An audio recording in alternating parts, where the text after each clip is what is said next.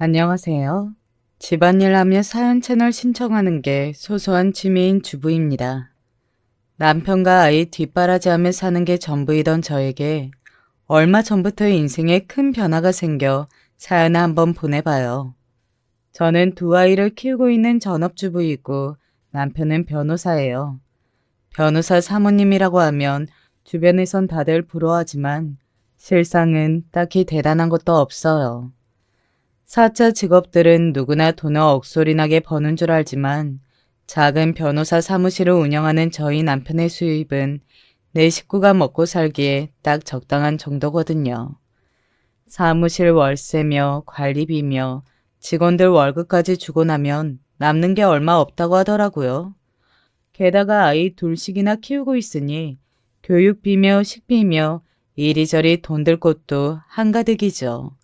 물론 그렇다 해서 먹고 살기가 빠듯한 수준은 아니에요. 남편이 밤낮으로 열심히 일하며 벌어오는 돈이니 특별히 불만을 가져본 적도 없고요. 다만 남들 생각보다 그렇게 여유 있는 삶은 아니라는 뜻이었죠. 저와 남편은 20대 시절 친구의 소개로 만났어요. 당시에 저는 대학생이었고 남편은 사법고시를 준비하던 고시생이었어요. 처음에 남편은 고시생이 무슨 연애냐며 한사코 소개를 거절하려고 했대요. 그렇지만 10번 찍어 안 넘어가는 나무 없다고 매일같이 그렇게 고시원에만 박혀 살며 숨이 막혀 죽을지도 모른다는 친구의 끈질긴 설득에 대쪽 같은 남편도 결국 백기를 들었어요. 처음에는 간만에 바람도 쐴 겸 나가서 얼굴만 보고 돌아오려는 생각이었대요. 그렇지만 그 소개팅의 결과는 여러분들 예상이 가시겠죠. 아직도 남편은 처음 만났던 날 이야기를 해요.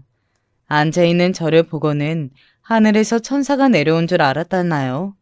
주책이라고 구박하긴 하지만 듣기 좋은 이야기기는 해요. 남편은 정말 다정하고 성실한 사람이에요. 결혼한 지 한참 되었지만 신혼 초와 변한 게 별로 없어요.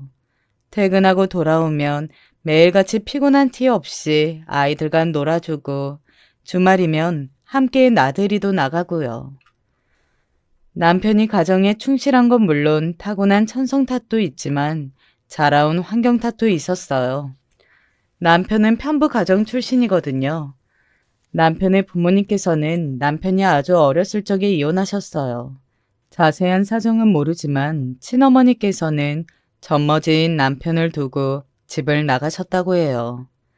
그렇게 남편이 성인이 될 때까지 시아버지와 단둘이 살았대요. 시아버지께서는 상당히 무뚝뚝한 성격이세요. 처음 만나 뵈었을 때 제가 마음에 안 드시나 싶을 정도로 말씀이 없으셨거든요. 그런 아버지 밑에서 오랜 시간을 혼자 자랐으니 남편은 어렸을 적부터 화목하고 단란한 가정에 대한 갈망이 있었어요. 특히 어머니에 대한 갈망이 심했죠. 남편이 친어머니에 대해 알고 있는 사실이라고는 성함 석자밖에 없거든요. 그것도 시아버지께서 알려주신 것이 아니라 집안에서 우연히 발견한 오래된 수첩에서 봤다고 해요.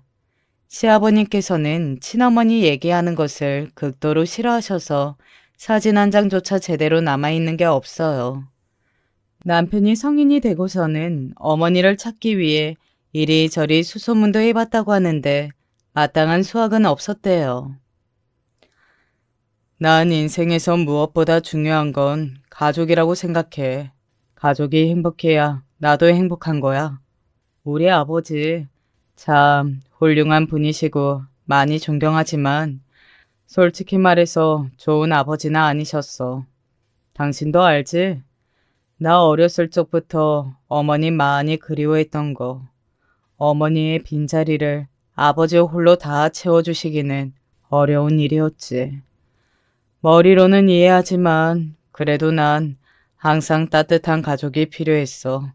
서로 기댈 수 있고 감정을 공유할 수 있는 가족 말이야. 당신을 만나서 그런 가족이 생긴 것 같아. 항상 당신한테 고마워. 지금도 남편이 습관처럼 하는 말이에요. 제가 가족을 위해서 얼마나 노력하고 있는지, 그동안 얼마나 많은 희생을 했는지 다 알고 있다면서요. 남편과 교제를 시작했을 때 저는 교육대학교를 다니는 학생이었어요.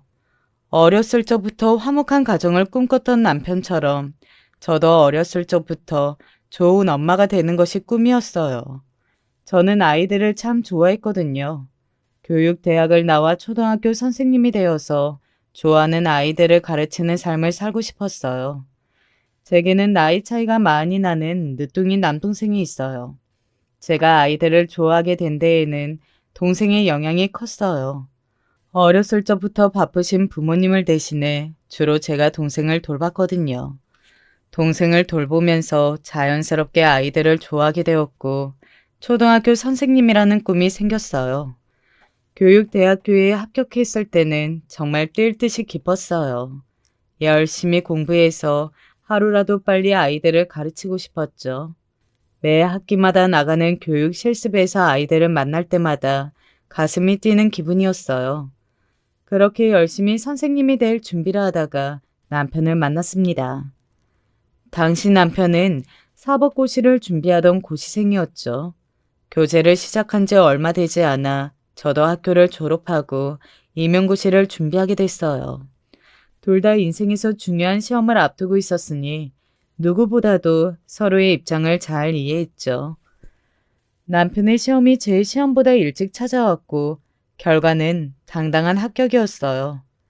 저는 남편을 진심으로 축하해 주었고 남편은 제게 깜짝 프로포즈를 했어요. 둘 다 비교적 어린 나이였지만 남편은 확신이 있었대요. 이 여자와 결혼하면 정말 행복한 가정을 꾸릴 수 있을 것 같다는 확신이요. 저 또한 남편이 좋은 남편이자 아버지가 될 것이라고 생각했고 프로포즈를 받아들였어요. 막 사법고시에 통과하고 신입 변호사가 되어 일에 적응하느라 바빴던 남편을 대신해 결혼 준비는 거의가 제 몫이었어요. 무뚝뚝하신 시아버지와 친정 부모님 사이에서 이것저것 조율할 것도 많고 알아볼 것도 많아 매일 이리저리 뛰어다녔어요. 덕분에 준비하던 임용고시에는 자연스레 소홀해질 수밖에 없었죠. 눈코 뜰 새 없이 바쁜 시간이 흘렀고 저와 남편은 무사히 결혼식을 올렸어요. 한숨 돌릴 틈이 생기자 그제서야 다시 펜을 잡기 시작했죠. 다음 시험이 얼마 남지 않았던 터라 마음이 급했어요. 그런데 무슨 운명의 장난인지 결혼식을 마친 지 한 달도 채 되지 않아 첫째를 임신했어요. 당시 입덧이 정말 심했고 도저히 공부를 할 수 있는 몸 상태가 아니었어요. 결국 제 시험은 한 번 더 미뤄졌죠. 작은 로펌에 취직한 남편은 매일같이 야근을 했어요.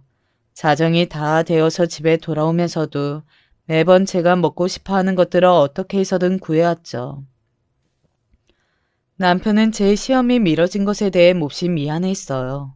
제가 아이들을 얼마나 사랑하는지, 얼마나 선생님이 되고 싶어 하는지 누구보다도 잘 아는 사람이었으니까요.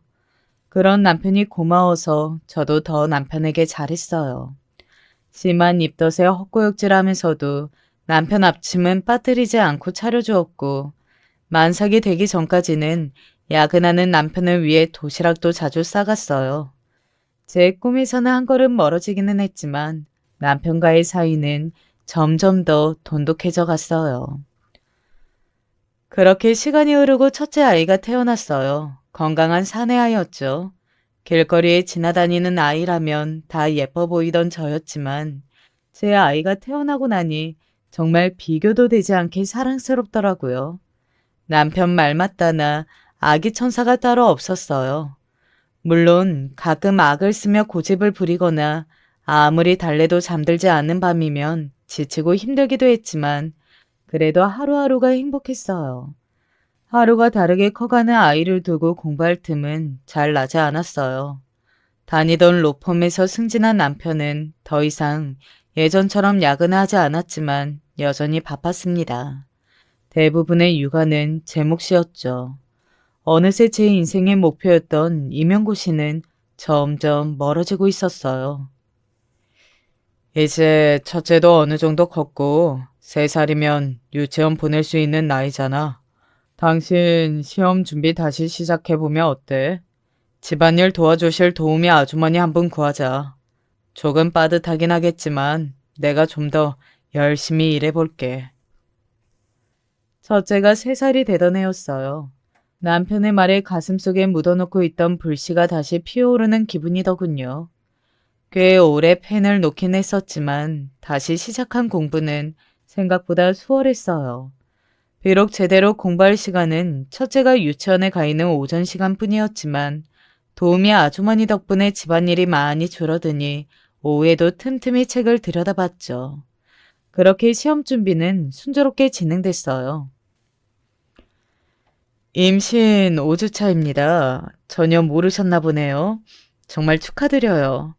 첫째랑 3살 터울이면 나이 차이도 적당하네요. 어디 불편한 곳은 없으시죠?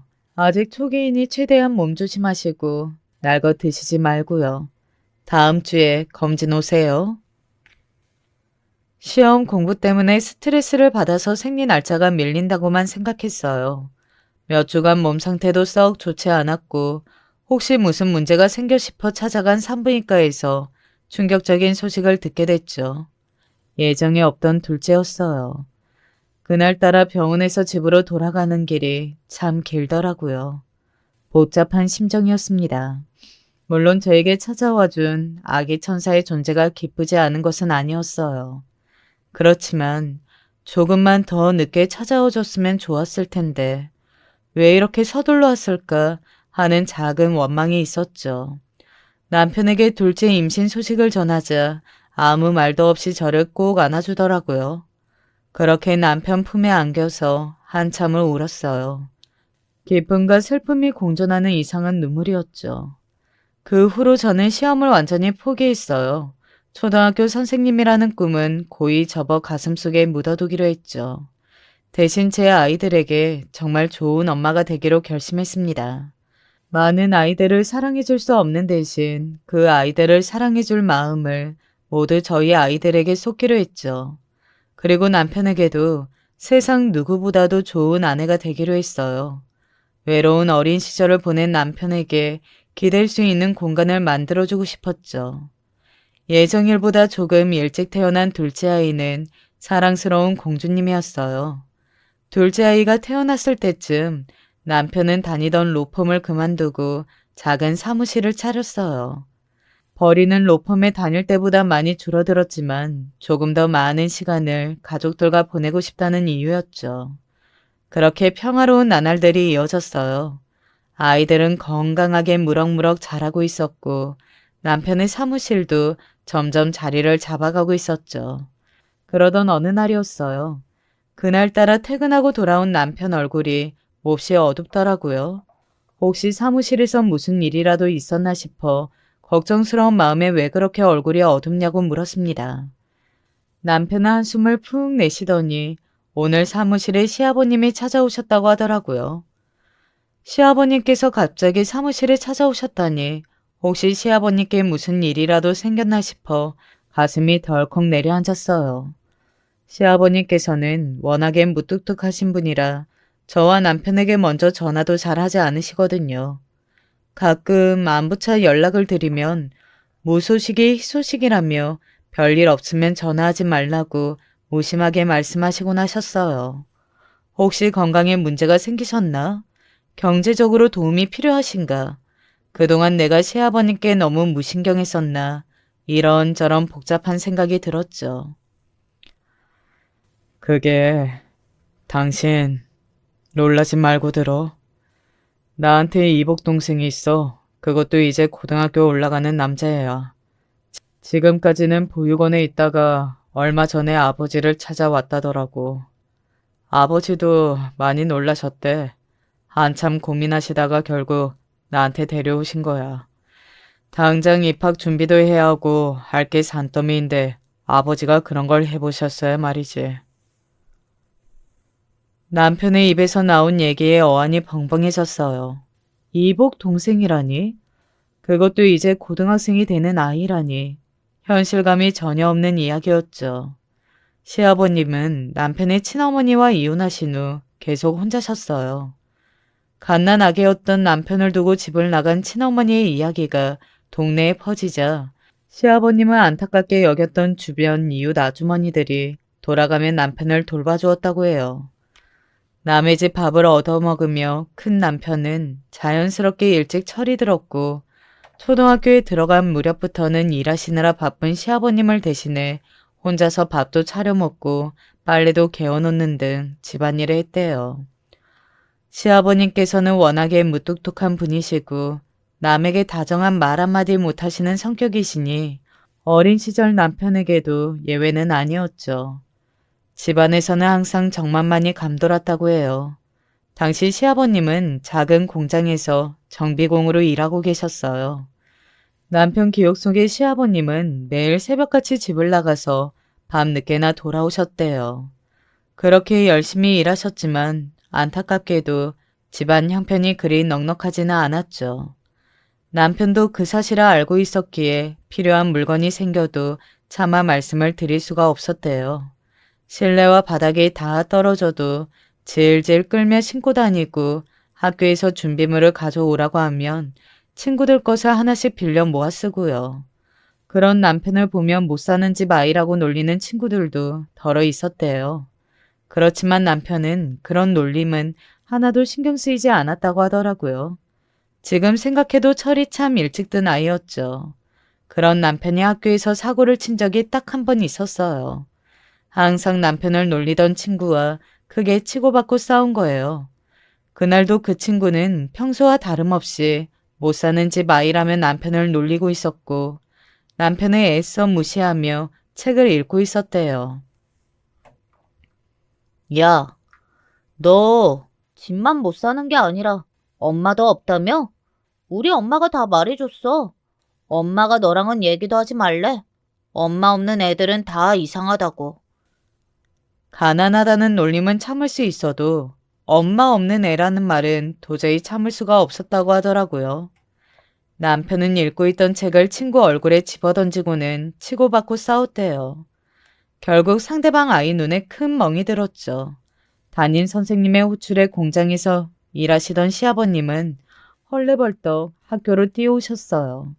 상대방 아이는 엄마 품에 안겨 엉엉 울고 있었고 남편은 그런 상대방 아이를 노려보며 꼿꼿이 앉아 있었대요. 아니 남의 집 귀한 자식 눈을 이렇게 만들어 놓는 게 말이 돼요? 어린애가 벌써부터 손버릇이 저렇게 나빠서야 커서 깡패되는 거 아니에요? 엄마 없는 집이라고 하더니만 애 아빠가 저 모양 저 꼴이니까 보고 배운 게 없지. 아휴, 속상해 정말. 우리 애는 어떻게 할 거예요? 당연히 병원비는 다 그쪽에서 내는 거겠죠? 어머님, 속상하시겠지만 진정하시고요. 아버님 오셨어요? 다름이 아니고 아드님이 오늘 친구와 크게 싸워서요. 친구 얼굴에 멍이 들었더라고요. 아드님도 살짝 다치긴 했지만 먼저 때린 쪽이 아드님이라. 우리 애같이 순하고 착한 애를 이렇게 때려놨으니 애가 얼마나 겁을 먹었을까? 하긴 그쪽 꼴을 보아하니 교육이고 뭐고 시킬 새도 없어 보이긴 하네요. 이래서 애들은 엄마가 키워야 한다니까. 엄마 없는 애들은 딱 티가 나. 독서를 퍼부는 아이의 엄마 앞에서 시아버님은 연신 고개를 숙이셨어요. 죄송합니다. 죄송합니다. 사과를 번복하시면서요. 남편은 그 상황이 너무 속상하고 억울했대요. 잘못은 친구가 먼저 했는데 왜 사과는 우리만 해야 하는지, 아버지는 왜 앞뒤 사정도 물어보지 않고 무조건 잘못했다 하시는지. 그렇지만 어린 남편이 할 수 있는 일은 없었어요. 그저 연신 사과하시는 아버지를 따라 고개만 푹 숙이고 있을 뿐이었죠. 집으로 돌아가는 길 시아버님은 남편에게 아이스크림을 하나 사주셨대요. 싸구려 하드였지만 태어나 처음 맛본 아이스크림이 그렇게 맛있을 수가 없었다고 하더라고요. 아들, 오늘 친구랑 왜 싸웠어? 걔가 저보고 엄마 없는 애라고 했어요. 엄마 없는 애들은 다 이상하다고요. 남편의 말에 시아버지께서는 한참을 아무 말도 없으셨대요. 그러다가 남편이 하드를 다 먹었을 때쯤 넌지시 물으셨어요. 엄마가 갖고 싶냐고. 그 물음에 남편은 쉽사리 대답할 수 없었대요. 평소 시아버님께서는 어머니 얘기를 꺼내는 것을 굉장히 싫어하셨었거든요. 그리고 왠지 모르게 그렇다고 대답하면 시아버님께서 슬퍼하실 것 같았대요. 그래서 어린 남편은 고개를 가로저었어요. 아버지와 둘이 살아도 충분히 행복하다고요. 시아버님께서는 별말 없이 남편의 머리만 연신 쓰다듬어 주셨다고 해요. 어찌됐든 그 일 이후로 시아버님께서는 남편에게 엄마라는 존재가 필요하다고 느끼셨던 것 같아요. 없는 시간을 쪼개 선을 보러 다니셨다고 하더라고요. 넉넉하지 않은 가정 형편에 애까지 딸려 있었으니 맞선 상대를 구하는 일조차 쉽지 않았죠. 번번이 거절당하니 시아버님께서도 많이 지치셨던 모양이에요. 결국 얼마 지나지 않아 재혼 상대 구하는 것을 포기하셨대요. 대신 시아버님께서는 다니던 공장을 그만두시고 작은 철물점을 여셨어요. 남편을 위한 엄마는 구해줄 수 없었지만 아버지로서 남편과 더 긴 시간을 함께 보내기 위해서였던 것 같아요.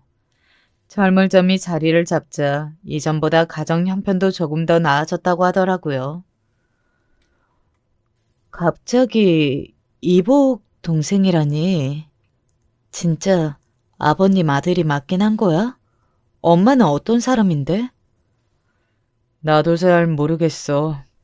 워낙 입이 무거우신 분이잖아. 아이 엄마에 관한 이야기는 일절 안 하시더라고. 아무튼 확실히 아버지 아들은 맞는 모양이야. 지금부터라도 아버지께서 돌볼 거래. 아버지 연세도 있고 슬슬 철물점 일도 벅차하시는 것 같던데 이제 와서 혼자서 애를 키우신다니 여러모로 걱정이네. 일단 오늘 서류적인 것들은 처리해 놓기는 했는데 생필품도 사야 하고 또 어떤 걸 챙겨드려야 할지. 여보, 우리가 그 애 데려와서 돌보자. 단순한 동정심에 뱉은 말은 아니었어요. 물론 사연도 얼굴도 모르는 그 아이가 안쓰럽기는 했죠. 정확히 어떤 사정이 있었는지는 알 수 없었지만 아이가 어렸을 적부터 지금껏 순탄한 삶을 살아오지는 않았으리라는 것 정도는 짐작할 수 있었어요. 게다가 생판남도 아닌 사랑하는 남편의 동생이었으니까요. 노쇠하신 시아버지께서 이제와 혼자 아이를 돌보신다면 여러모로 어려움을 겪으실 것이 불보듯 뻔하기도 했고요. 제 말에 남편은 몹시 놀란 얼굴이었어요. 제가 이렇게 일말의 망설임도 없이 아이를 데려오자고 하리라고는 예상하지 못했었던 거겠죠. 당신 정말 괜찮겠어? 어린애도 아니고 이제 고등학생이 되는 남자애야. 게다가 우리 애들도 아직 어리잖아. 무리하지 않아도 돼. 괜찮아. 당신 가족이면 내 가족이기도 해. 아버님께서 고생하시는 모습 마음 편히 볼 자신도 없고 우리 애들도 언젠가 고등학생이 될 텐데 미리 겪어보면 좋지 뭐. 그렇게 저희 집에 아이가 총 3명이 됐어요. 물론 처음부터 일이 전부 잘 풀리지는 않았어요. 5살 배기 아이들과 고등학생 아이를 돌보는 것은 아주 다른 일이었죠. 첫째와 둘째 아이도 처음에는 남편의 동생을 낯설어 했어요. 하루아침에 모르는 사람이 가족이 된 셈이니 당연한 일이었죠. 동생 쪽도 낯설어 하기는 마찬가지였어요. 아무리 피가 섞인 형의 가족이라고 한들 갑자기 모르는 사람들과 함께 살게 되었는데 얼마나 마음이 불편했겠어요. 그래도 시간이 약이라고 처음엔 어색했지만 얼마 지나지 않아 남편의 동생과 저는 서로 도련님, 형수님 하며 편히 지내는 사이가 됐어요. 그렇게 된 데에는 제 남동생의 도움도 컸어요. 남동생과 도련님이 비슷한 또래였거든요. 물론 제 남동생 쪽이 나이가 조금 더 많긴 했지만 도련님과 관련된 일들을 남동생에게 상의하곤 했어요. 동생 덕분에 그 나이대 남자아이와의 교류가 나름대로 익숙하기도 했고요. 도련님은 남편을 닮아 아주 똑똑하고 의젓한 학생이었어요. 저희 집에 어느 정도 익숙해지고 나서부터는 시키지도 않은 집안일을 나서서 돕기도 하고 제가 바쁜 날에는 저 대신에 아이들을 돌봐주기도 했죠. 그러면서도 학업 성적도 매우 좋았어요. 비록 저와는 피 한 방울 섞이지 않은 남이었지만 시간이 지날수록 도련님이 제 남동생같이 느껴졌어요. 도련님도 자연스레 남편보다 가까이서 이것저것 챙겨주는 저와 더 친밀하게 지냈죠. 오죽하면 남편이 내 동생이 아니라 당신 동생 같다며 농담을 건넬 정도였으니까요. 그렇게 시간이 흐르고 도련님은 대학생이 되었어요. 고등학교 내내 좋은 성적을 유지하던 도련님은 원하던 학교, 원하던 과에 입학했어요. 도련님은 저희 남편처럼 변호사가 되고 싶어 했어요. 입학식 날 도련님은 제 손을 꼭 잡고서는 형처럼 멋진 변호사가 되어서 저와 남편에게 은혜를 갚겠다고 말했습니다. 저는 손사래를 치며 은혜 같은 건 베풀지도 않았다고 도련님이 행복하면 그걸로 저도 만족한다고 답했죠. 무뚝뚝하신 시아버님께서도 그동안 너무 고생했다며 부인 복은 없어도 며느리 복은 있는 것 같다며 연신 고맙다 말씀하셨어요. 괜히 저도 눈물이 핑 돌더라고요. 대학교에 입학한 도련님은 기숙사에 들어가게 되었고 저희 가족은 다시 4명이 되었어요. 한 명이 사라졌을 뿐인데 집이 텅 빈 것처럼 느껴졌어요. 그래도 일상은 빠르게 흘러갔습니다. 첫째는 초등학교에 입학했고 남편의 사무실은 조금 더 바빠졌어요. 매일같이 세 사람의 뒷바라지를 하느라 정신이 없었죠. 너는 어떻게 된 애가 먼저 전화 한 통이 없냐? 네 남편한테 하는 거 반만이라도 나한테 해봐라. 다음 주에 가족끼리 식사 한번 하게 시간 비워놔. 어느 날 걸려온 전화 너머로 섭섭함이 느껴지는 아버지의 목소리에 죄송한 마음이 앞섰습니다. 아버지 말씀대로 남편과 아이들을 챙기느라 정작 친정에는 신경을 많이 기울지는 못했거든요. 허울 좋은 핑계이긴 하지만 제가 아니어도 남동생이 부모님과 함께 지내고 있으니 별 문제 없이 잘 지내시리라고 생각했죠. 약속날이 되어 남편과 아이들을 데리고 식사 장소로 가니 부모님과 남동생이 저희를 기다리고 있었어요. 그동안 하지 못했던 이야기들을 나누며 가족들끼리 즐거운 시간을 보냈죠. 나도 이제 몸이 예전 같지 않고 슬슬 은퇴할 때가 된 것 같은데 네 동생한테 회사 맡기기에는 영 못 믿어서 말이야. 곧 대학교 졸업한다는 놈이 저리 절탁서니가 없었어야. 마음 같아서는 차라리 저 녀석 말고 네가 회사를 이어받았으면 좋겠는데. 에이, 그게 무슨 말씀이세요, 아버지. 저래 보여도 의외로 야무진 애인 거 아시잖아요. 아버지께서 잘 가르쳐 주세요. 그래, 회사 안 망하려면 잘 가르쳐야지. 너 낙하산으로 들어올 생각이면 일찍이 마음 접어라. 나는 능력 안 되는 놈한테 회사 물려줄 생각 주어도 없다. 아이 참, 아버지, 매형이랑 애들도 듣는데 그만 좀 하세요. 잘할 자신 있으니까 걱정 붙들어 매시고요.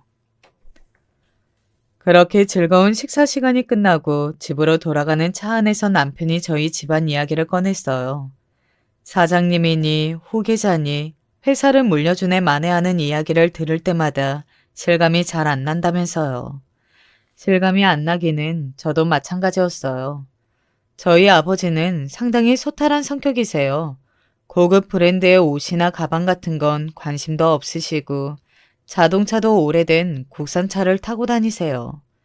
유일한 취미는 낚시 다니기에 가장 좋아하시는 음식은 소주에 삼겹살. 남들이 보면 제법 규모가 있는 회사의 사장님이라고는 도저히 생각하기 힘든 모습이었죠. 저도 어렸을 적부터 남들과 전혀 다를 것 없이 자랐어요. 제 친구들은 아직도 제가 사장님 딸이라는 사실을 몰라요. 구태여 말할 이유도 없고 말해봤자 아마 믿지도 않을 거예요. 네가 사장님 딸이면 나는 회장님 딸이라면서요. 그만큼 저희 집은 검소한 집이었어요. 지금도 마찬가지고요. 어렸을 적부터 그런 부모님을 보고 자란 저 또한 절약하는 생활이 몸에 배어 있었어요. 남들이 보면 조금 궁산 떤다고 말할 정도로요. 결혼 초에 남편이 제 생활 습관을 보고 부잣집 따님이 이런 것까지 한다고 라면 놀란 게 한두 번이 아니었어요. 얼마 지나지 않아 남편 입에서도 부잣집 딸이라는 말은 쏙 들어갔죠. 그렇게 또 정신없이 시간이 흘러갔어요. 동생은 대학을 졸업하고 아버지 회사에 들어갔습니다. 물론 낙하산은 아니었어요. 사장 아들이라는 사실을 숨기고 면접까지 봤다고 하더라고요. 그리고 얼마 지나지 않아 도련님도 목표하던 변호사가 됐어요. 너무나 축하할 일이었죠. 조금 과장하자면 제 동생의 일보다도 더 기쁘더라고요. 변호사가 된 도련님은 남편의 사무실 근처에 작은 원룸을 얻었어요. 저희 집에 들어와 살아도 좋다고 얘기했지만 도련님은 더 이상 패기치고 싶지 않다며 단호히 거절했어요. 그리고 남편을 도와 사무실에서 일하기 시작했죠. 그러던 어느 날이었어요. 도련님이 갑자기 제게 할 말이 있다고 하더라고요. 제법 진지한 얼굴이어서 저까지 덩달아 심각해졌죠. 혹시 도움이 필요한 일이라도 생겼나 싶어서요.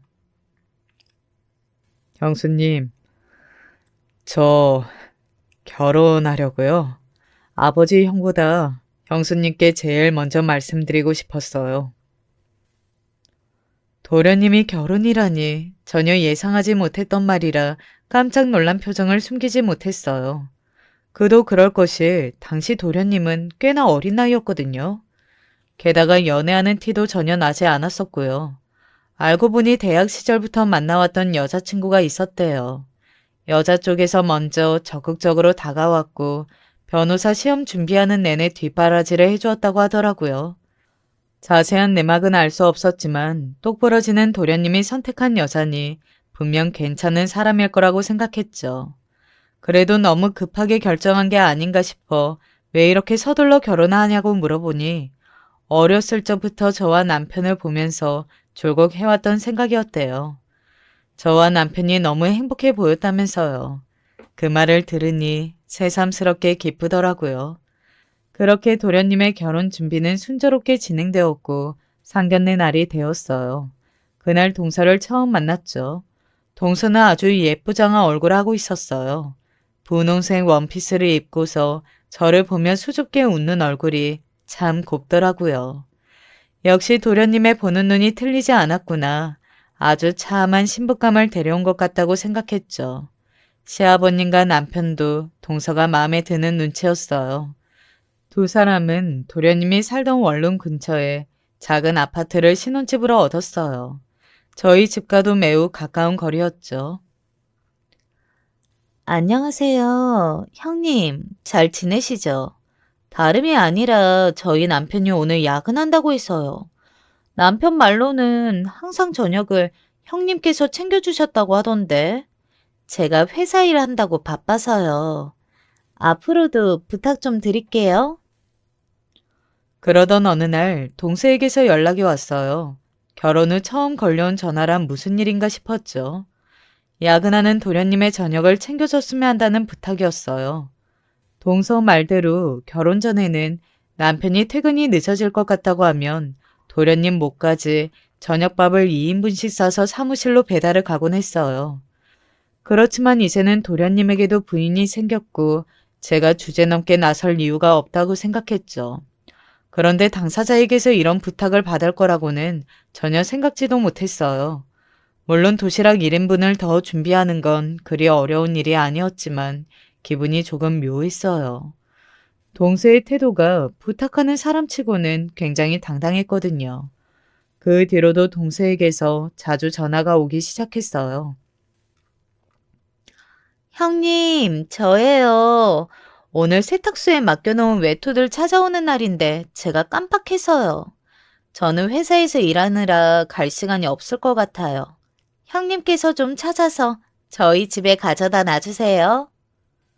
형님, 냉장고 보니까 저번에 가져다 주셨던 반찬들이 다 떨어졌더라고요. 남편은 사 먹는 건 입맛에 안 맞는다고 하고, 저는 회사 일하느라 도통 요리할 짬이 안 나서요. 형님께서는 집에 계시니까 여유는 좀 있으시잖아요. 반찬 좀 해서 가져다 주세요.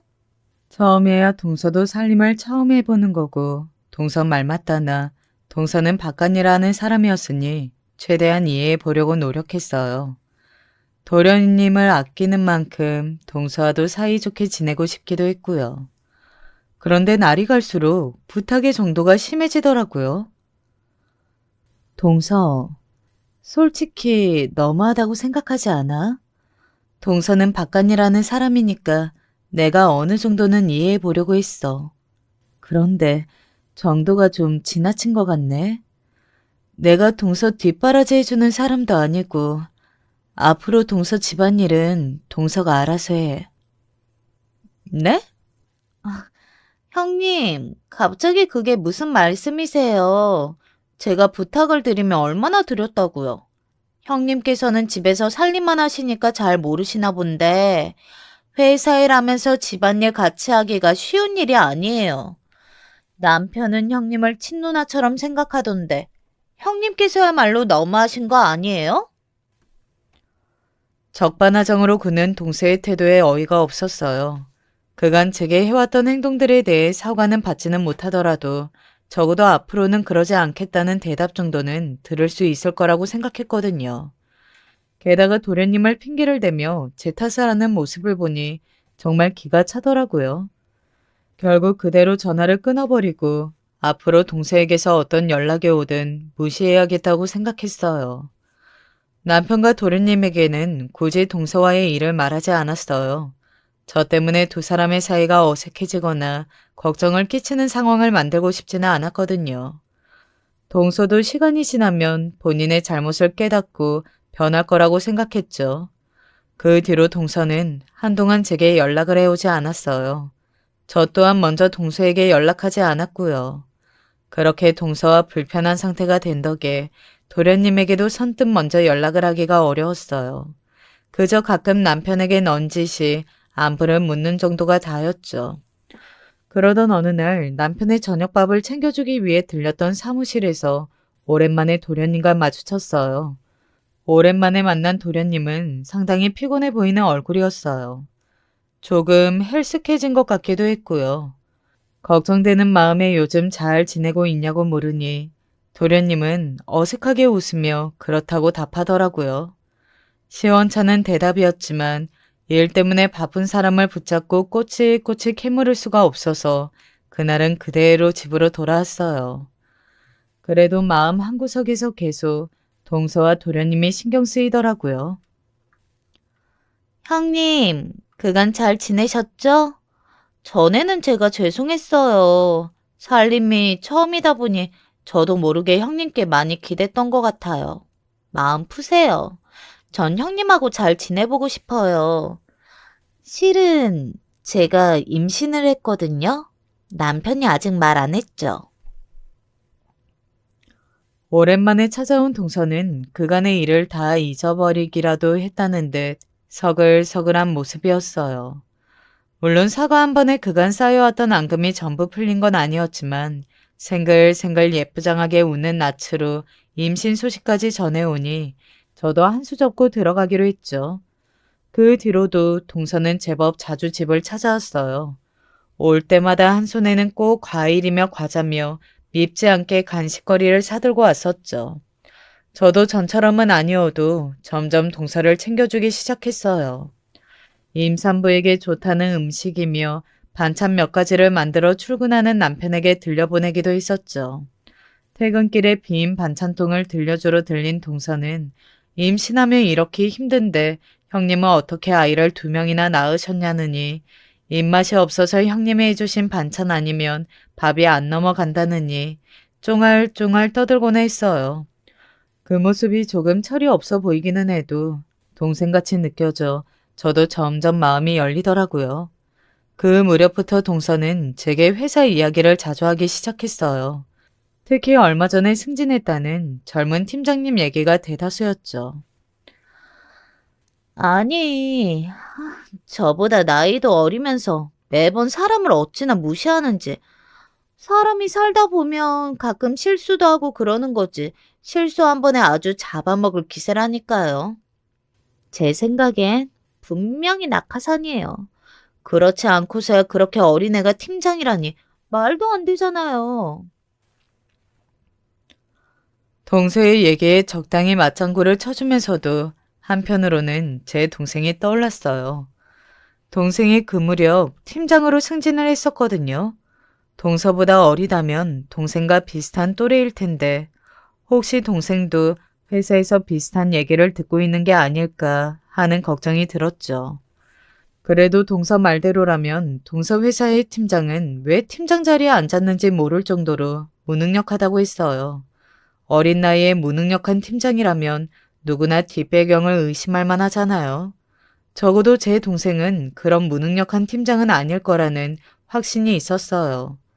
무능력했다면 애초에 아버지께서 동생을 팀장으로 승진시켜주지도 않았을 테고요. 그렇게 날마다 동생의 각종 푸념을 들어주다 보니 자연스레 다시 뒷바라지가 시작되었어요. 동서가 부탁한 것은 아니었지만 임신한 몸으로 회사 일이며 집안일이며 전부 힘들어 죽겠다며 투정을 부리는 모습을 보니 신경이 쓰이더라고요. 점점 배가 불러오는 동서를 대신해 도련님의 도시락이며 식사를 챙기기도 하고 가끔 동선의 아파트에 가서 청소를 해주기도 했어요. 그럴 때마다 도련님은 이렇게까지 하지 않으셔도 된다고 손사래를 쳤지만 그래야 제 마음이 편했어요. 동서도 전처럼 뻔뻔하게 굴기보다는 고마워했고요. 그렇게 시조카가 태어났습니다. 저희 첫째처럼 아들이었죠. 동서보다는 도련님을 쏙 빼닮았더라고요. 아이가 태어나고 얼마 되지 않아 출산 휴가를 냈던 동서는 바로 회사에 복직을 했어요. 요즘 같은 시대에 자리를 오래 비워뒀다가는 미운 털이 박힌다면서요. 동서가 빠르게 복직을 할 수 있었던 건 솔직히 말해 제 덕이 컸어요. 동서가 회사에 가 있는 동안 제가 아이를 돌봐주기로 했거든요.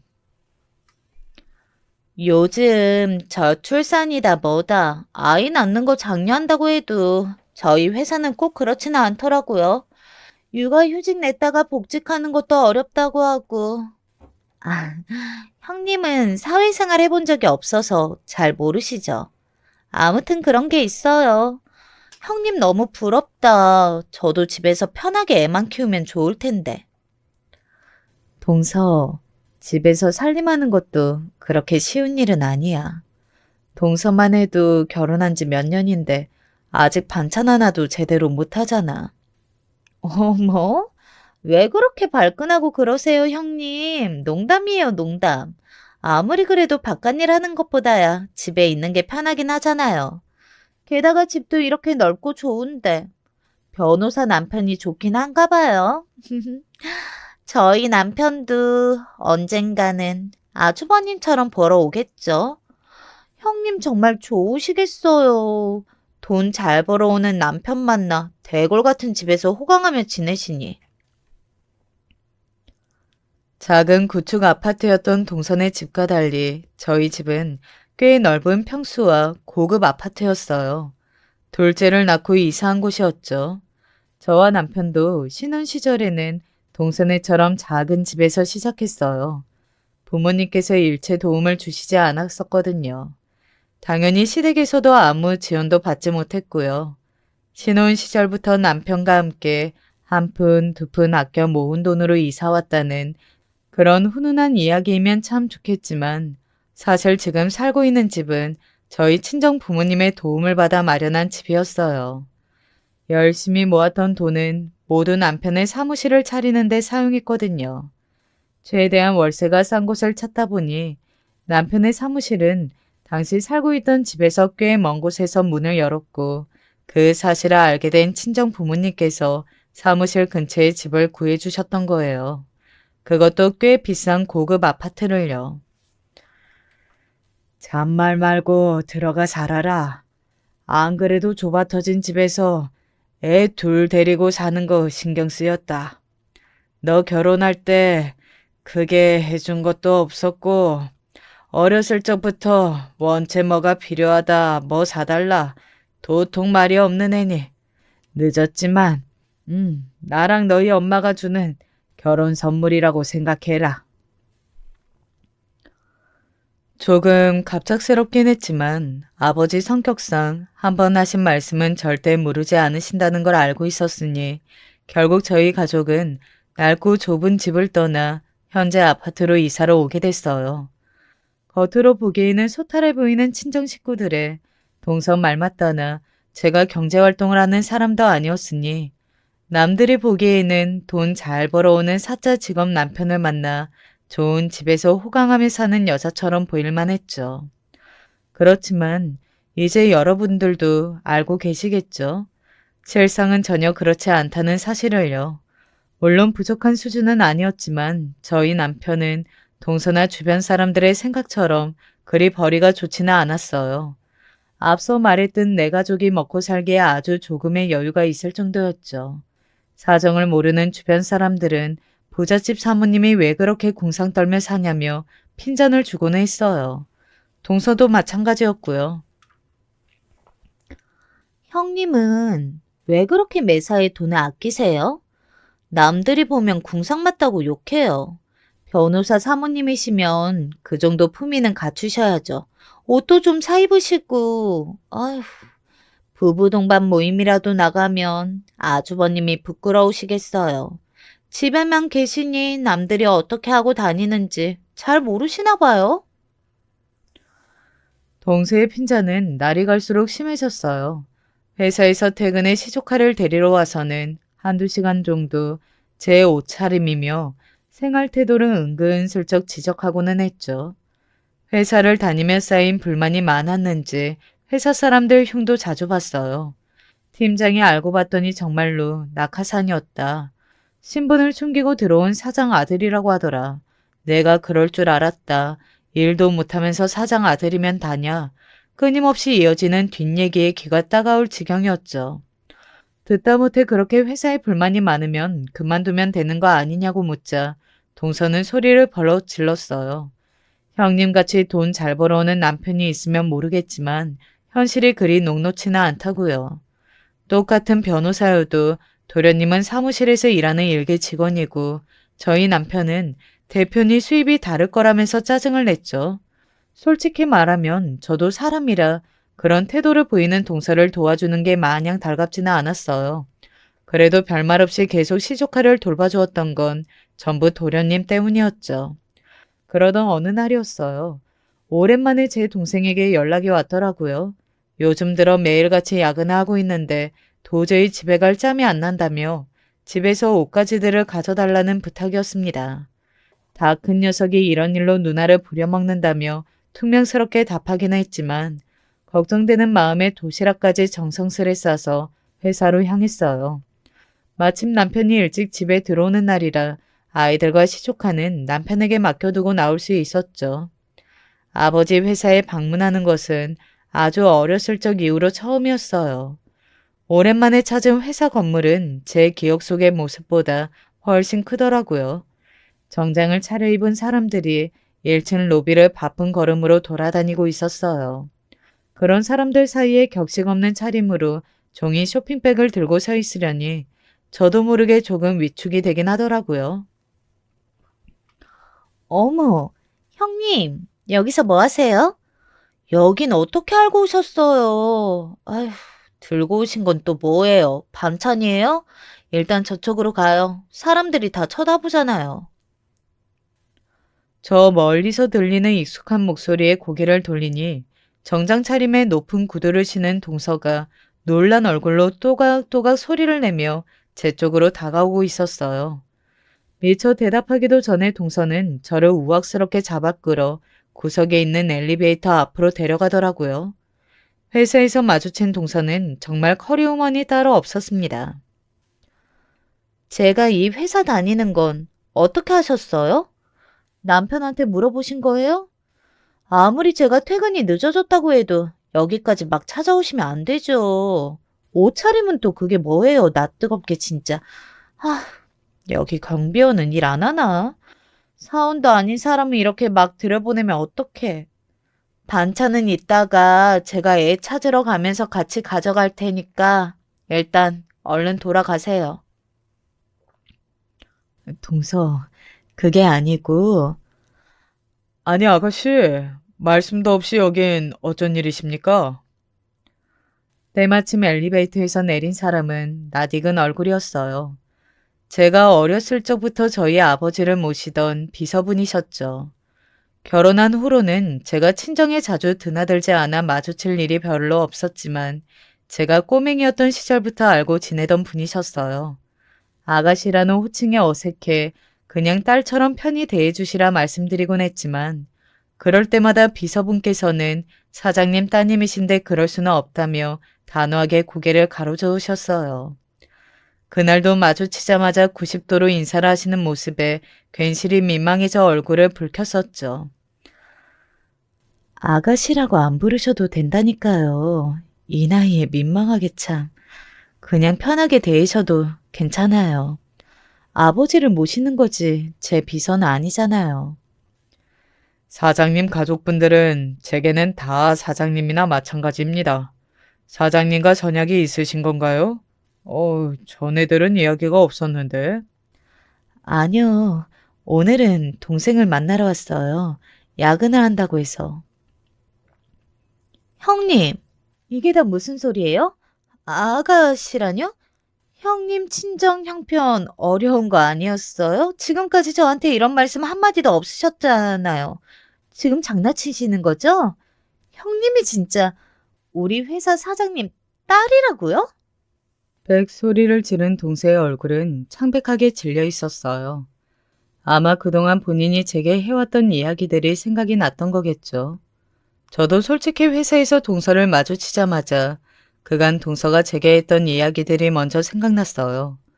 낙하산이니 뭐니 회사가 글러먹었다느니 능력도 없는 팀장이라느니 했던 이야기들이요. 결국 그 이야기가 전부 저희 친정 식구들 얘기였던 거죠. 부들부들 떨며 저와 비서분을 번갈아 쳐다보던 동서는 제 대답을 듣지도 않고 그대로 몸을 돌려 사라져버렸어요. 그 상황에서 동서를 쫓아가서 해명하기도 애매해서 뒤늦게 로비로 내려온 동생을 만나 물건을 전해주고는 집으로 돌아왔죠.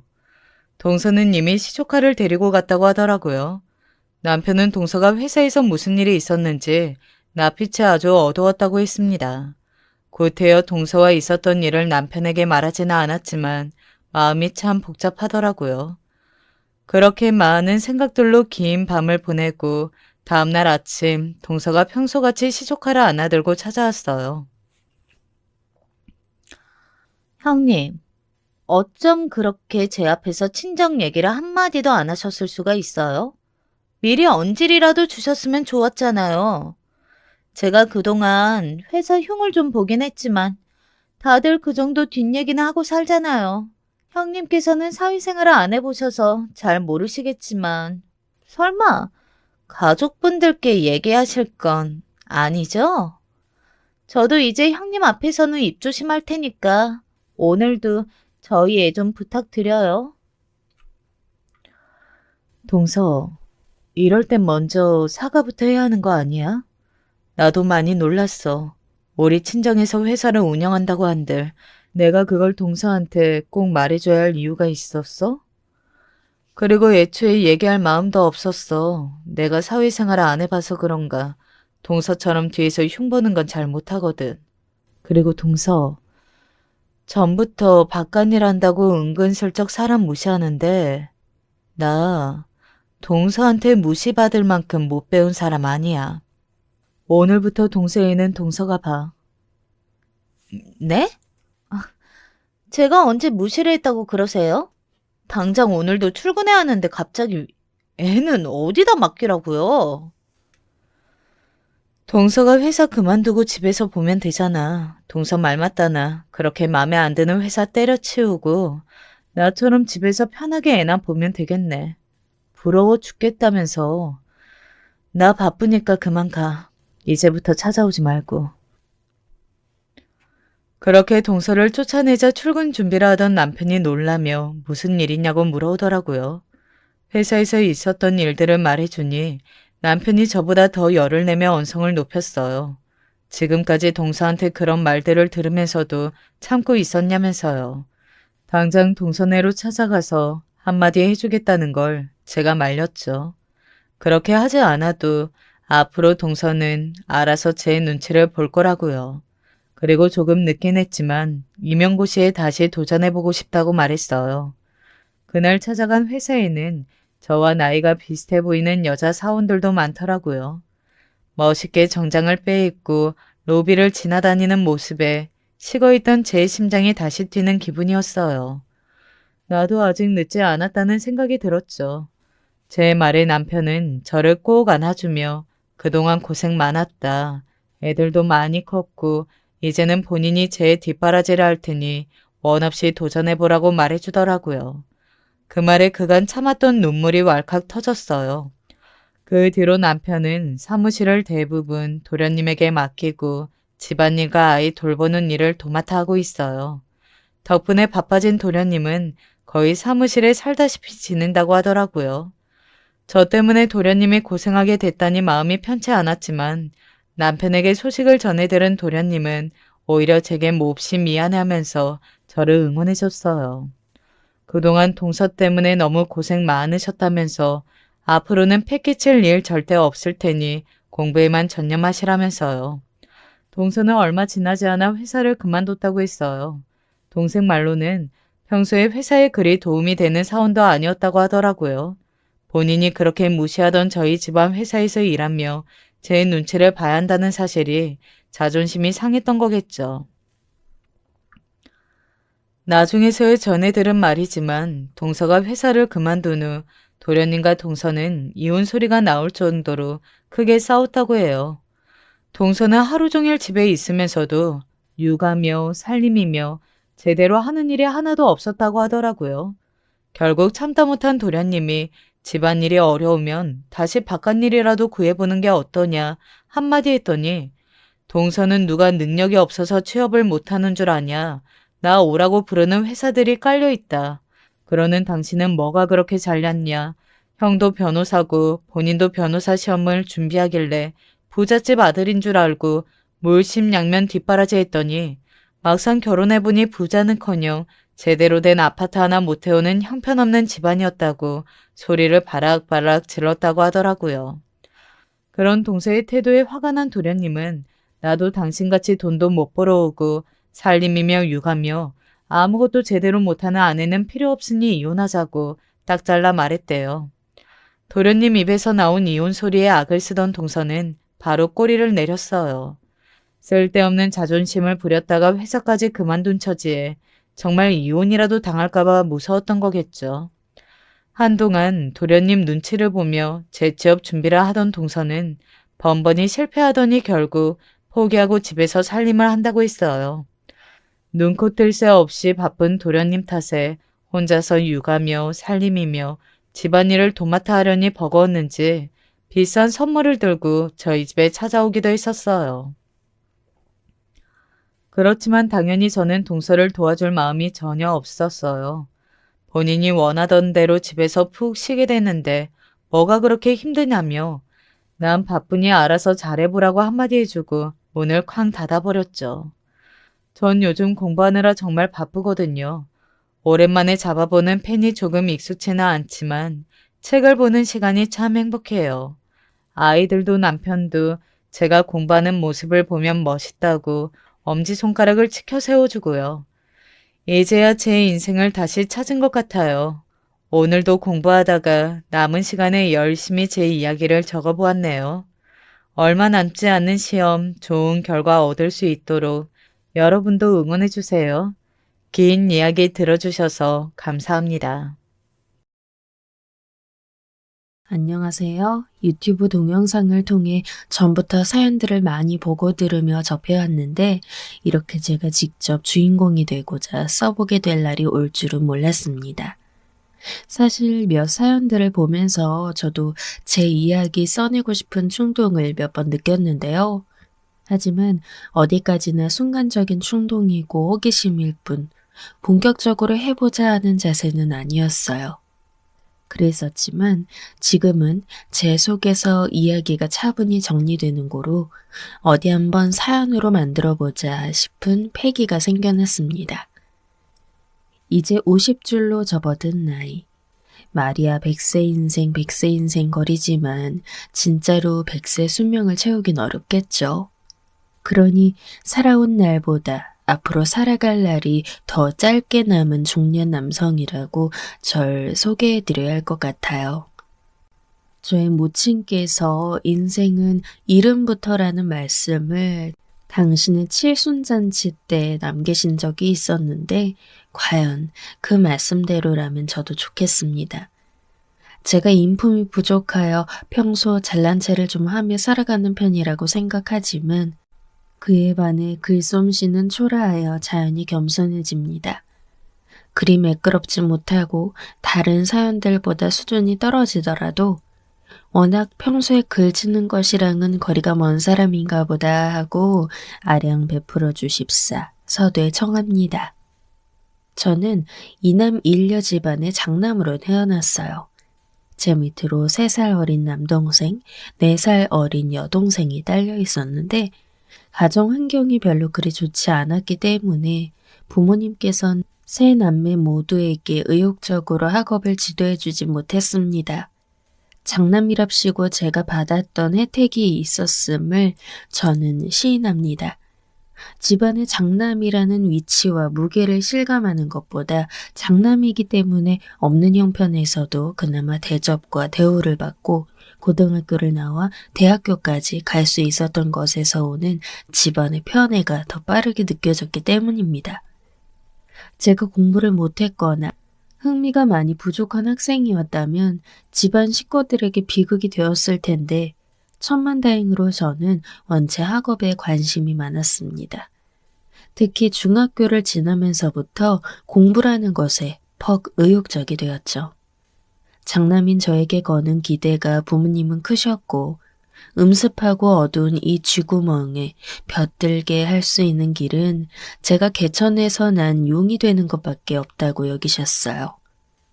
친형에게 자주 양보하고 또 비교당하며 사는 게 싫다고 남동생은 학창시절 저를 별로 안 좋아했었어요.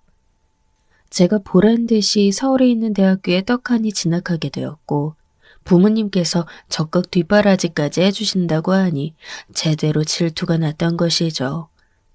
부모님 2분 중에서 제 어머니는 학교를 제대로 못 나오셨는데 말씀으론 외가의 친척들 중에 교사라든지 교육 쪽에 계셨던 분이 옛날에 몇 되었대요. 그래서 아마 제가 그런 학업적 두뇌를 물려받은 게 아닐까 하셨습니다. 저도 그렇게 생각되더라고요. 동생들과는 다르게 저는 공부하면 할수록 점점 머리가 트이는 체질이라는 게 스스로도 실감이 되었기 때문입니다. 노력도 중요하지만 저희 집안처럼 형편이 어렵다면 어느 정도의 재능을 타고나는 게 훨씬 더 강력하더군요. 남동생은 늘 애매하게 나오는 성적으로 머리를 감싸쥐다가 결국 학업 성취로 성공하는 길은 저버리게 되었습니다. 고등학교를 졸업하고 부모님의 뜻에 따라 무조건 취업해 일하겠다고 말을 하였죠. 그리고 제 여동생, 마찬가지로 공부에 재능이 없었는데 이쪽은 노력이나 흥미까지 없었어요. 어렸을 때부터 멍한 얼굴로 나돌아다녀서 동네에서 별명이 맹순이었습니다. 맹순이답게 멍한 낯으로 항시 그렇게 다니더니만 조금 크면서부터는 성질을 부리기 시작했죠. 큰오빠한테만 왜 다 몰아주냐고 부모님을 향해 대드는 모습을 제가 종종 목격했습니다. 자기는 딸이고 막내라서 서럽다고 우는 소리도 자주 했었죠. 기대에 찬 부모님 그리고 이런 동생들을 두고 제가 결국은 해냈기를 망정이란 생각을 참 자주 했어요. 저 처음 취직하고 들어간 회사에서 첫 월급 받았을 때 그 돈을 거의 제 가족한테 다 줬습니다. 제 몫으로는 한 달 생활할 수 있는 비용만 달랑 남겨둔 채 부모님, 동생들에게 전부 나눠주었죠. 어려운 집안 형편 속에서 식구 4명 모두가 저를 위해 희생하고 인내해온 것을 제가 알고 있었기 때문입니다. 저 하나만 바라보고 기대했던 부모님의 간절한 바람이 전 부담스럽다기보다는 감사한 마음이 더 컸었죠. 동생들에게도 마찬가지였어요. 제가 그렇게 돈을 벌기 시작하면서 가족에게 베풀자, 그러면서 가족들에게도 변화가 생긴 것 같아요. 장남인 제 뒷바라지를 위해 희생하며 지냈던 것을 내심 분하고 속상하게 여겼던 동생들의 태도부터가 달라지더군요. 저희 삼남매는 아주 어렸을 때 코올리게 시절을 제외하고는 그렇게 썩 애정 넘치는 남매 관계가 전혀 아니었다가 제가 사회에서 자리 잡고 난 뒤인 저희가 다 크고 나서가 사이가 더 좋았던 것 같아요. 나중에 남동생 결혼할 때 아직 이 녀석이 경제적으로 자기 힘이 부족했기 때문에 제가 지원을 많이 해줬습니다. 생활비를 제가 수년간이나 지원해주면서 쪼들리지 않고 지낼 수 있게 해줬거든요. 많이 뿌듯했던 것 같아요. 받는 행복보다 주는 행복이 크다는 말은 그래서 생겨났나 봅니다. 한편으론 만약 제가 기껏 대학까지 다 나와놓고 그저 그런 일자리나 구해서 미묘하게 부족한 급의 월급쟁이가 되었다면 그건 진짜 저희 집안의 힘든 일이었을 거예요. 제가 가족들에게 베푸는 그림도 달라졌을 테죠. 그러니 제가 취직을 잘해서 얼마나 다행이었는지 몰라요. 그리고 저희 살던 집이 재개발이 들어가서 어쩔 수 없이 이사를 가게 되었는데요. 이사간 곳에서 살기를 한 2년도 채 안 됐을 때 그 바로 근처에 지하철역이 들어서는 것으로 확정나면서 그야말로 대박 소식을 접하게 되었습니다. 정말 쏘지 맞은 격이었죠. 그런 행운이 따라준 덕분에 저희 집이 그 후로 또 잘 풀리게 되었어요. 없는 형편 속에서 항상 고생만 하고 사셨던 부모님을 떠올리면 그 집이 대박 터졌다는 것이 늘 감사할 일입니다. 저는 제 첫 직장이었던 그 회사에서 5년 정도 보내다가 이직을 했어요. 업무 내용은 비슷한데 업무 환경이 더 괜찮은 곳이 있어서 마침 시기가 잘 맞물린 덕에 이직할 수 있었죠. 그리고 저는 이곳에서 열심히 제대로 자리 잡고 끝장을 볼 기세로 재직했습니다. 매일매일에 충실했고 늘 치열하게 부딪히며 적응을 했던 것 같아요. 제가 30대 나이에서 발휘할 수 있는 모든 것은 거의 다 쏟아부었다고 생각합니다. 회사의 발전과 성장을 지켜보며 전 함께하였고 시간이 지나자 저는 일종의 매너리즘이라고 할까요? 번아웃 같은 증상을 겪게 되었어요. 일상의 활력이 부족하다거나 그런 느낌은 또 아니었고요. 제 삶의 목표가 없는 것처럼 느껴졌는가 하면 그것도 아니었습니다. 명실상부, 제 인생의 1번지는 제 가족, 저의 아내와 아이들이었죠. 저는 과분하게 운 좋았던 놈인지라 여유로운 집안에서 나고 자란 아내를 제 반려자로 맞이할 수 있었어요. 되든 말든 미친놈처럼 꿋꿋하게 애정공세를 하고 다녔었는데 아내가 저를 받아주는 행운이 뒤따랐습니다. 저는 그런 아내 사이에서 딸 하나, 아들 하나를 둔 아버지가 되었고요. 사랑하는 아내와 두 아이들, 더 바랄 게 없는 것 아니겠습니까? 그러니 배가 부른 자의 불평이었을지도 모르겠어요. 저는 매일 쳇바퀴처럼 돌아가는 일상에 무리해서 지쳐버리기라도 했었나 봅니다. 아이들 커가는 모습, 그것의 흐뭇함을 느끼는 것으로 만족하는 게 최고의 기쁨이었어요. 그 외에는 아무런 일상의 자극이 없었습니다. 회사에 출근해 일을 하면서도 영문 모르게 한숨을 몇 번 내쉬는 것이 제 모습이었어요. 퇴근할 때도 머리가 막지 않았고요. 과도기랄 것에 걸쳐서 오래 방황 아닌 방황을 했던 저는 회사에서 어떤 인연 하나를 맺게 됩니다. 처음 만났을 때 전 과장이었고 그분은 대리였어요. 싹싹하다 못해 아주 씩씩하고 밝은 기운이 넘치는 사람이었죠. 늘 눈동자를 반짝거리고 다녔어요. 지루하고 힘든 업무를 반복해 해나가면서도 활기를 잃지 않는 사람이라 저는 그분을 보면서 나도 더 젊을 때는 아마 저럴 때가 있었을 것이다. 비록 저 정도는 아니었지만 그래도 항상 의욕 넘치던 사람이 바로 나였는데 세월이 무심한 것인가? 아니면 내가 무심한 사람이 되고만 것인가? 아리송한 생각에 홀로 잠겨들 때가 있었습니다.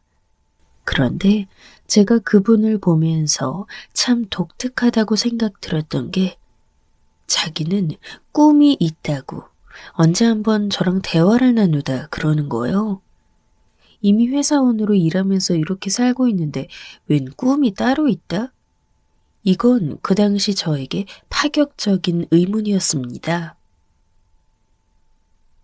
왜 그러세요? 많이 이상한가요? 저는 말입니다, 과장님. 지금 이대로 살면서 제 젊음에 마침표를 찍지 않을 작정이에요. 훗날 더 멋진 일을 하고 싶거든요.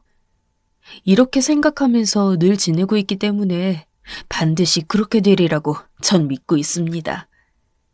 원래 생각하고 그리는 대로 사람은 살게 되어 있다고 하잖아요.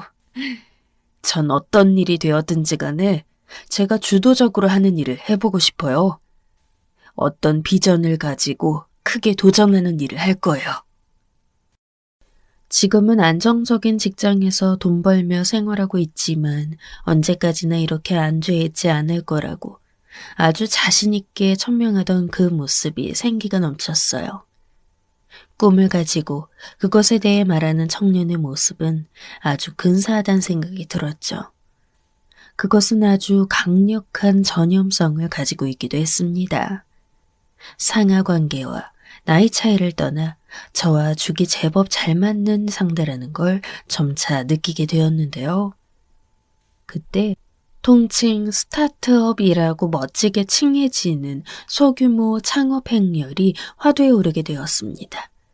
그런 흐름이 저는 저와는 전혀 별개의 일이라고 그렇게 여겼는데 그분은 그런 것에 굉장히 관심이 많고 창업 아이디어나 각종 아이템들을 구체적으로 그려보고 있었어요. 그것을 알고서 제가 생각이 많아졌죠. 저희 큰딸이 대학생이 되면서부터 이제 다 큰 성인이라고 혼자 이것저것 많은 것을 계획하더군요. 자기가 직접 돈을 모아 어디 여행 다닐 거라고, 시기는 언제 할 거라고, 그런 것도 벌써 다 정해놨었고요. 자기 대학 전공과는 전혀 상관없는 분야의 자격증까지 딸 준비까지 착실하게 하는 걸 보면서 놀랐습니다. 그 도전적인 자세가 참 멋져 보였고 제 딸의 푸릇푸릇한 젊음, 그 패기가 부러웠어요.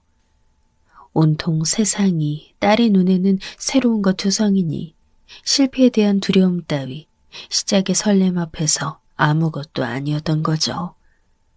오래도록 월급쟁이로만 오로지 회사원 생활만 해봤던 저는 그간 건강관리가 소홀했던 탓인지 극심한 위험을 앓게 되었습니다. 이런 게 다 스트레스성이라고 병원에서 그러더라고요. 자칫하면 이런 것들이 불씨가 되어 암으로 될 수 있다는 말까지 들으니 덜컥 겁이 났죠. 그런 저에게 그분이 제안을 하신 겁니다. 자기와 함께 회사를 박차고 나가서 새로운 일을 시작해보지 않겠냐고 말이죠. 저희끼리 회사를 차려 창업주가 되어보자는 것이었습니다. 스타트업이란 것의 주인공이 되기에는 저는 제가 오래 재직한 회사에서만 그 업계에서만 소소하게 인정을 받아온 우물안 개구리였기 때문에 능력이나 개성이 부족해 보였어요. 회사를 박차고 나가 새로운 일을 바닥부터 시작하다니 그것은 비상한 천재들이나 가능한 영역으로 보였죠. 아니면 젊음을 무기로 무조건 도전을 외치는 부류라면 할 수 있을 것 같아요. 저는 그 어느 쪽에도 속하지 못한 조건의 사람이었어요. 그런데 단칼에 거절하지 않고 내심 고민했던 것은 만약 더 나이 들었을 때, 그때 두려워하지 말고 도전해 볼 걸, 이라고 후회할 제 자신이 걱정돼서였습니다. 아내와도 진지한 대화를 많이 나누어 봤고, 제 자식들의 의견 또한 가리지 않고 들었어요. 3개월을 꼬박 고민하며 지생 끝에 저는 새로운 일을 해보기로 하고 회사를 나왔습니다. 그리고 그분과 함께 의기투합하여 회사를 차렸죠. 첫 1년은 이렇다 할 성과라고 할 것도 없이 아주 정신이 쏙 빠질 만큼 헐레벌떡하며 살았습니다. 그리고 조금 더 시간이 지나자 가시적인 성과들이 보이기 시작했어요. 잘 풀리면서 사업의 규모가 커졌습니다. 그때부터 더 큰 회사의 업무 공간을 만들기 위해 작업에 들어갔습니다. 신중하게 재본 끝에 사무실 자리로 임대가 난 빌딩으로 거처를 옮겨갔죠. 그 전보다 몇 배로 더 회사의 몸집이 커졌어요. 사실 그만큼 돈이 되어주고 있었다기보다는 제가 운영을 해보니까 일단은 기본 사이즈를 키워놔야 그만큼 능률적으로 일을 처리할 수 있으며 종국에는 회사의 수익률로 연결될 것이라 여겨졌기 때문에 일부러 무리한 측면도 있었습니다. 짐작이 맞아 떨어진 건지 운이 따라주었던 건지 회사는 점점 번창해갔고 맨 처음에는 그분과 저를 포함하여 총 5이었던 직원이 이젠 40명 정도가 되었어요. 저희 사무실로 통하는 빌딩 입구에 안내석이 설치되어 있었기에 경비원도 채용하게 되었습니다. 원래 2분이 초창기부터 오셔서 계속 계셨는데 한 분이 그만두시게 됐더라고요. 저한테 이번 주가 마지막 출근이라면서 그렇게 말씀해 주셔서 알았습니다. 인사 담당자 직원이 워낙 알아서 잘하고 있었기에 저는 대체 인력 잘 구하라고 그렇게 말을 해뒀었죠. 그러고 나서 2주 지났던 때였을까요? 새로 오신 경비원 분이 계시더라고요. 저는 그냥 그런 줄 알고 오갈 때 인사하면서 하루 이틀 그렇게 지냈습니다. 그러다 인사 담당자가 저한테 정식으로 그 새로 오신 경비원 분을 소개시켜줬어요. 그런데 정면에 가까이서 보니까 왠지 낯이 익은 겁니다. 그리고 그 경비원의 이름이 특이하게 석씨로 시작한다는 걸 알고는 제 머릿속에서 깨달음이 울렸죠. 제가 비록 학창시절 저와 어울렸던 친구들의 모든 이름이나 선생님들의 조남을 기억하진 못하더라도 이 친구만은 분명하게 기억하고 있었어요. 제가 나온 중학교 이름을 말하면서 맞냐고 하니까 새로운 경비원, 그 친구의 표정에 난처함이 어리더라고요. 그때 눈치를 챘죠. 이 친구는 제가 옛날 그때 그 가난뱅이 녀석이었음을 진작 알아보고 있었다는 것을요. 이렇게 만난 것도 참 인연이네. 대한민국 땅덩어리 좁다지만 어떻게 그 세월이 흘러 이렇게 딱 맞닥뜨릴 수가 있어? 제가 말하는 것에도 그저 어색하게 웃으며 고개를 끄덕이는 게 전부였어요. 제가 아는 사이라고 하니까 인사 담당 직원이 깜짝 놀라더라고요. 그리고 사무실로 올라가는 길에 저에게 조심스레 질문을 날리더군요. 혹시 불편하시거나 별로 달갑지 않은 관계이셨을까요? 직원의 말에 저는 생각이 잠겼습니다. 불편하거나 별로 달갑지 않거나 라는 표현. 아마 그 친구와의 우연한 재회에 따라붙는 꼬리표로는 손색이 없었습니다. 좋은 기억 속에 자리한 녀석은 아니었거든요. 만약 그랬었다면 그 친구가 절 알아보았을 때 먼저 아는 체를 하며 반가운 내색을 했을 거예요. 그게 아니더라도 회사 대표와 관리 경비원으로 만나게 된 것에 민망함을 느끼는 것 정도였겠죠.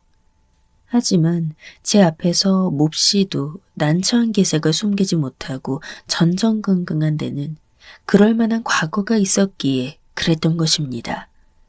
저는 문득 용케 제가 누구인지 알아보았음에도 고개를 숙이며 보였던 그 친구의 태도가 새로 얻은 일자리를 잃고 싶지 않아 하는 것 같다는 추측이 들었어요. 다른 감정이 앞서는 것보다도 일자리라는 현실을 지키고자 하는 것 같았죠. 담당 직원에게 물어보니 채용을 앞두고 너무나도 간절해 보여서 다른 후보분들보다 더 열심히 하실 것 같아 뽑았다는 겁니다. 저는 근무 시간에 그 친구와 관련된 옛날 생각을 이렇게 저렇게 머릿속으로 늘어놓다가 퇴근할 때 일부러 그쪽으로 들러보았어요. 사실 그쪽을 지나치지 않고도 주차장으로 갈 수 있었지만 전 그렇게 하지 않았죠. 너무 오래된 일이라 그때의 순간들이 많이 흐릿해져 있었기에 아까는 그 친구를 보고도 특별한 반응이 일지 않았는데 가만히 앉아 돌이켜보니 옛 생각으로 울컥 이렇게 우라통이 치밀어 오르고 말았던 것입니다. 갑자기 어디 다시 면상이나 보자 라는 다짐이 들어서 발걸음을 옮겼습니다. 자리에 앉아있던 그 친구가 제가 앞으로 다가가니까 벌떡 일어나 서더라고요.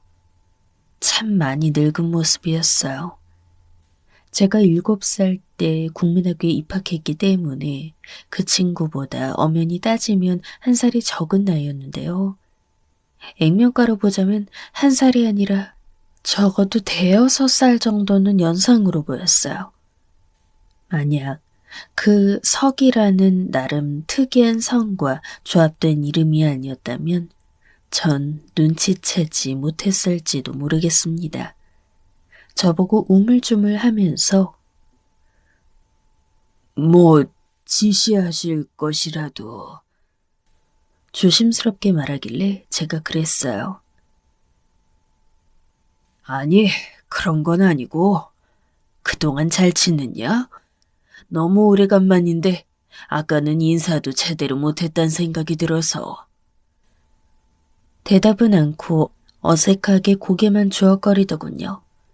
저와 눈 마주치지 않으려고 시선을 비스듬히 내리깐 모습에 기분이 문득 이상해졌습니다. 어렸던 그 시절에는 저보다 분명 키가 컸던 것으로 기억나요. 그랬었는데 이젠 저보다 반뼘 이상 키가 작았고 덩치도 약간은 왜소한 편이었습니다. 어쩌면 제 기억 속에서 부풀려져 있었을지도 모르겠네요. 당시에는 저보다 힘이 월등하였고 더 앞서 있던 친구였으니까요. 세상에, 어떻게 하면 내가 차린 회사에 경비원으로 다 들어올 수가 있냐? 이런 기막힌 우연이 다 있나? 넌 언제까지 의정부에서 살았어? 난 고등학교 졸업하면서부터 떠났었는데. 야, 너 보니까 진짜 옛날 생각들 절로 떠오른다. 여전히 어색한 기운을 지우지 못한 표정으로 제 말에 고개를 조금씩 끄덕이며 맞장구를 쳐주던 그 친구는 제 입에서 옛날 생각이라는 말이 떨어지자마자 갑자기 안색이 급격하게 어두워지면서 눈알을 굴렸습니다. 아주 불안해 보였죠. 나 지금 여기 회사 대표로서 말하는 거 아니야. 옛날 그때 널 알고 지냈던 동창으로 말을 건네고 있는 거지. 지금은 너도 말 편하게 해. 제 말이 떨어지기가 무섭게 그 친구는 눈을 크게 뜨더니 제가 눈치챌 수 있을 만큼 마른 침을 꿀꺽 삼켰습니다. 미안했어. 정말로 미안했다. 첫 마디가 그것이었어요. 미안하다는 말. 기억이 안 난다느니 하는 종류의 것이 아니라서 전 정말 다행이라고 그 순간에도 어렴풋이 생각을 했어요. 하지만 갑작스럽게 쏟아진 말에 당황해서 가만히 있었죠. 그랬더니 친구가 이어서 말을 또 하더라고요. 진심이야. 진짜로 미안하게 생각하고 있어. 내가 어렸을 때 그땐 정말 무식했었다. 못돼 처먹은 심보를 갖고 있었기에 너에게 심한 말을 무참히 뱉었던 거야. 나에게 다른 저희나 악의 따윈 없었어. 그저 철이 없고 생각이 너무 짧았던 것뿐이야. 정말 미안한 일이었다고 난 그렇게 생각을 한다. 애절하게까지 보이는 그 친구의 눈빛에서 저는 옛날 그때의 순간을 겹쳐보았어요. 저를 향해 사과해. 거렁뱅이 거지 새끼라서 미안하다고 그렇게 말을 하란 말이야. 이렇게 외쳤던 옛날 그때의 그 친구가 갑자기 떠오른 것이었죠. 아주 옛날 일이었지만 난 분명하게 내 과오를 기억하고 인정하고 있어. 그 친구 딴에는 용기를 쥐어짠 듯 아주 표정이 조마조마해 보였습니다. 당했던 피해자라면 모를까 철없던 시절 저질렀던 과오를 가해자 역시 기억하고 있는 것은 아마 그 시절이 굉장히 즐겼기 때문일 겁니다. 아직 공부에 대한 흥미나 적성을 발견하기 이전이었던 국민학교 시절의 저는 가난에 허덕이고 있는 집안의 장남이었습니다. 특히나 제가 국민학교 6학년으로 올라갔을 때 저희 아버지께서 일하시다가 다리를 한번 다치셨던 적이 있었어요. 그것 때문에 본의 아니게 아버지께서는 일을 한동안 쉬셔야만 했죠. 어머니께서는 그런 아버지를 간병하시느라, 집안 살림하시느라, 또 옆 동네 아주머니들이 하셨던 잡일을 거들러 가서 푼돈이나마 벌어오시느라 눈코 뜨실 새 없이 굉장히 바쁘고 힘들게 지내셨던 때였어요. 제 밑으로 동생들이 그때 10살, 9살이었는데 전엔 안 그러더니 좀 컸다고 전보다 밥을 더 많이 먹고 싶어 했었어요. 집에 돈도 없고 어머니께서도 바쁘셨고 아버지께선 상황을 비관하고 계시고 진짜 최악의 나날이었습니다. 저는 제 몫으로 챙길 수 있었던 밥을 동생들에게 그때 많이 양보했어요. 사람이 비단 운동하고 움직이는 것뿐만 아니라 머리로 생각을 많이 하는 것으로도 몸의 에너지를 소모한다는 걸 저는 그때 체험으로 알게 되었죠. 양껏 못 먹어서 배가 주려 있을 때 동생들의 공부를 봐주고 이것저것 지도를 하면서 알려주고 나면 아주 백가죽이 등에 붙은 것만 같은 느낌이 들었거든요. 학교에서도 늘 배가 고팠어요. 저는 5학년 때 아주 친하게 지냈던 무리가 있었는데 6학년으로 올라와서는 반이 멀리 갈렸습니다. 그래서 마땅히 절친하게 지내는 친구가 없었죠. 저는 당시에도 마음먹고 하지 않아서 그렇지 노력에 비해서는 공부 결과가 그럭저럭 따라줬어요. 그래서 반 친구들이 저에게 질문하는 경우가 많았죠. 그때는 반에 애들이 하도 많다 보니 제대로 된 교과 학습은 어려웠던 시절이었습니다. 가뜩이나 집안 분위기도 내내 우울하고 괜히 머릿속에는 망할 동생 녀석들 때문에 혹시 내가 중학교에도 진학 못하는 건 아니겠지. 아버지가 영영 일을 못 나가시게 되면 내가 돈 벌러 밖에 뛰어댕겨야 하는 건 아니겠지. 여러 심란한 상상들이 돌아다니고 있었는데요. 이런 판국에 새로운 친구들을 사귀어 진득하게 지내고 놀러다닐 마음이 들지 않았습니다. 어쩌면 이르디 일은 사춘기였을지도 모르겠네요. 여하튼 그런 저를 반에서 아주 고깝게 보는 무리가 있었어요. 키가 큰 3명이서 반의 분위기를 완전히 잡고 있었죠. 그리고 그 3명이 주축이 된 무리에서 대가리 역할을 했던 게 바로 석이라는 성을 지니고 있었던 그 친구였던 겁니다. 아닌 척 굴면서 음흉하게 애들하고 어울리려는 꼴 좀 봐라. 난 저 녀석 볼 때마다 기분 나빠. 공부를 할 것이냐, 친구들과 어울려 놀 것이냐. 이런 것 하나 제대로 고르지 못하는 녀석이야. 당시 그 친구가 절 마음에 안 들어했던 것은 지금 와서 돌아보면 어처구니 없기 짝이 없는 이유에서였어요. 자기랑 마찰을 일으킨 적이 없는데도 별 계기 없이 그냥 제 하는 행실이 기분 나쁘다고 했습니다. 툭하면 저를 가볍게 때리고 걷어차면서 지나갔던 그 친구에게 저도 분한 심정이 들지 않은 것은 아니었으나 내가 개겨서 뭘 어쩔 것인가 이득이 크지 않을 수 있다라는 생각이 들어 가만히 참았습니다. 하지만 점차 그 친구가 절 우습게 깔보기 시작했어요. 당시에 교실 뒤편으로는 늘 주전자가 놓여 있었습니다. 지금이라면 상상하기 어렵게실이 공용으로 쓰는 컵이 몇 줄 함께 놓여 있었고요. 언제든지 반 아이들이 마실 수 있게 주전자에 물, 공용 컵이 비치되어 있었던 겁니다. 이것은 늘 선생님의 지시에 따라 주번이 관리를 했습니다. 제 기억으로는 그냥 컵을 물에다가 휘휘 닦아서 엎어두는 게 컵 관리의 전부였던 것 같군요.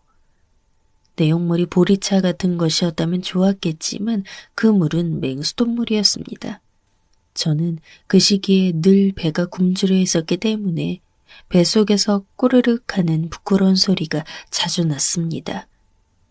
운이 나쁘면 주변에 앉은 친구들에게 들릴 정도였죠.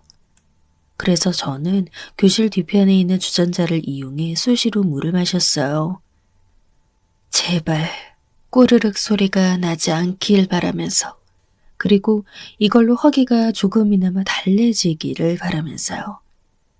그런데 어느 날 학교 길을 가고 있는데 누군가 뒤에서 절 걷어차는 바람에 전 순식간에 바닥에 나동그라졌습니다. 거센 발길질을 가한 것이 누구인가 금세 확인해 봤더니 바로 그 친구였죠. 넘어져 있는 저를 그 친구는 가소롭다는 표정으로 내려다봤어요. 뭐야, 난 길을 걷고 있었을 뿐인데 왜 발로 차는 거야? 시끄러워. 야, 이 거지 새끼야. 물을 얼마나 처먹는지. 넌 우리 학급에 피해를 입히는 거지 새끼인 거야. 알아들어? 그 친구의 말에 제가 심장이 철렁거렸던 것을 분명히 기억합니다. 그 거지 새끼라는 말, 그리고 물을 마신다는 것.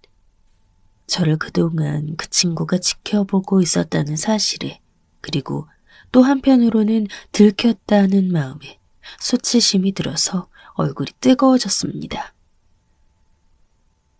너 때문에 주번이 물을 한 번 떠올 수 있는 걸 2번을 가야 하는 거잖아, 이 거지 새끼야. 넌 우리 학급과 이 학교에다 대고 사과를 해야 돼.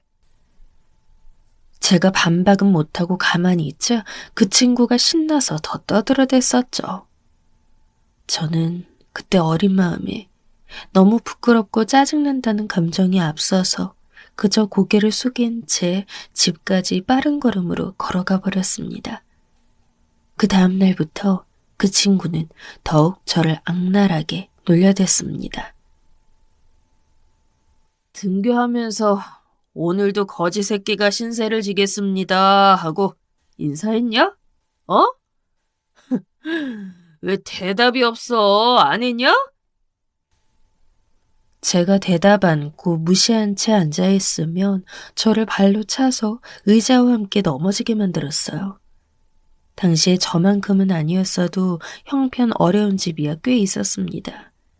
그런데도 그 친구는 집요하게 저한테만 거지 새끼라면서 심하게 놀려댔었죠. 아주 잘못 찍혔던 거예요. 교실 밖에서 수돗물로 배를 채우다가 한 번 들켰는데 그 친구가 자지러지게 웃으면서 제 머리를 때렸습니다. 웃을 때마다 박자에 맞춰서 절 때렸었죠. 상황이 자세하게 기억이 나 그려지는 것들이 이런 정도였고, 매일을 자잘하게 그 친구 때문에 괴로움을 안고 학교를 다녔습니다. 시간이 지나면서 여전히 목 썩인 반응만 유지하는 저에게 점차 그 친구가 흥미가 떨어진 채로 국민학교를 졸업하게 되었습니다.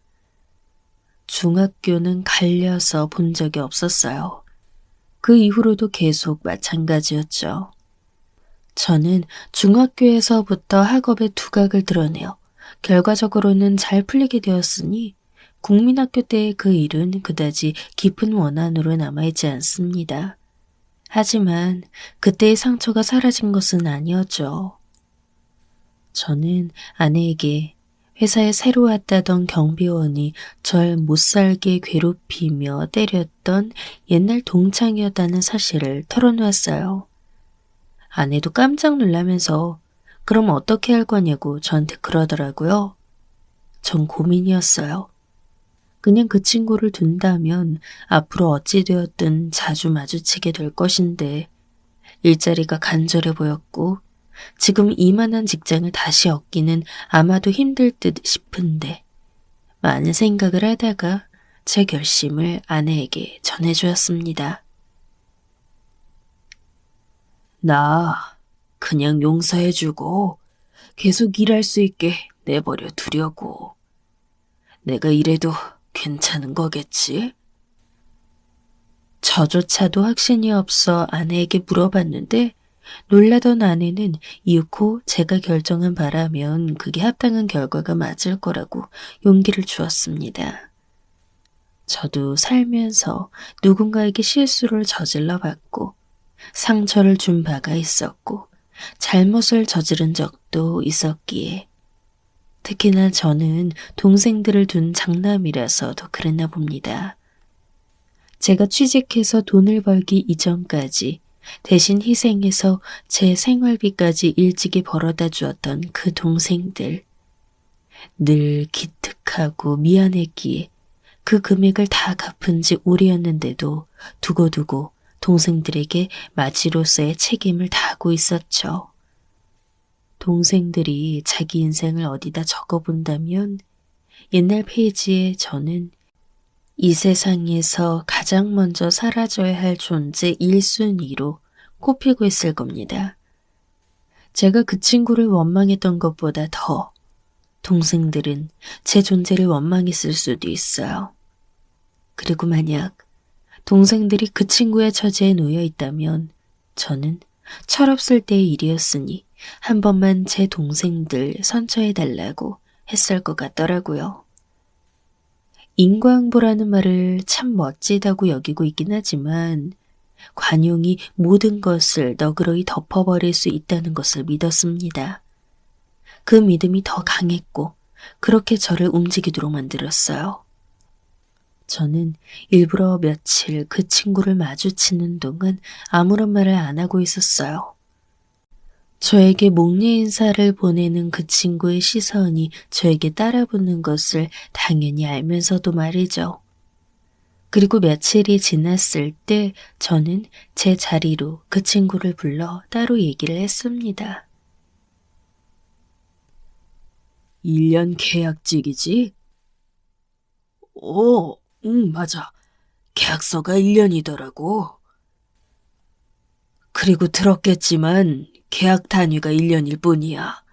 너랑 같이 일하고 계신 분도 지금 근무하신 지 이제 꽤 되는걸. 제 이야기에 그 친구의 표정이 아리송해지더니 눈이 점점 커지더군요.